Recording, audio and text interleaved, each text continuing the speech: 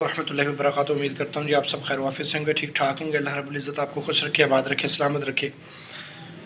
آج 11 مارچ ہے اور آج شام سے انشاءاللہ العزیز ماہ مقدس رمضان المبارک کا آغاز ہو جائے گا۔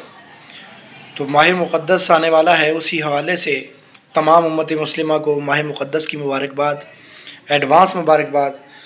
اور یہ ایسا مقدس مہینہ ہے کہ اس مہینے میں اللہ رب العزت جو ہے وہ اپنی رحمتوں کے دروازے کھول دیتے ہیں، بخشش کا اعلان کر دیتے ہیں، اور ہر ایک کو معاف کرنے کے لیے اللہ رب العزت تیار ہوتے ہیں، صرف مانگنے کی دیری ہوتی ہے۔ تو اس ماہ مقدس میں اللہ رب العزت کو زیادہ سے زیادہ یاد کریں، ذکر اذکار کریں، اللہ رب العزت سے معافی مانگیں اپنے گناہوں کی۔ نبی اکرم صلی اللہ علیہ وآلہ وسلم ممبر پر تشریف لے گئے اور ممبر کے پہلے پائیدان پہ جب پاؤں رکھا تو فرمایا آمین، جب دوسرے پہ پاؤں رکھا تو پھر فرمایا آمین، اور جب تیسرے پائیدان پہ پاؤں رکھا تو پھر فرمایا، تیسرے سٹیپ پر پاؤں رکھا تو پھر فرمایا آمین۔ صحابہ اکرام رضوان اللہ اجمعین نے پوچھا کہ یا رسول اللہ، آج جو عمل آپ نے فرمایا ہے یہ پہلے ایسا عمل ہم نے کبھی نہیں سنا، تو کیا ریزن تھی کہ آپ نے 3 دفعہ آمین فرمایا؟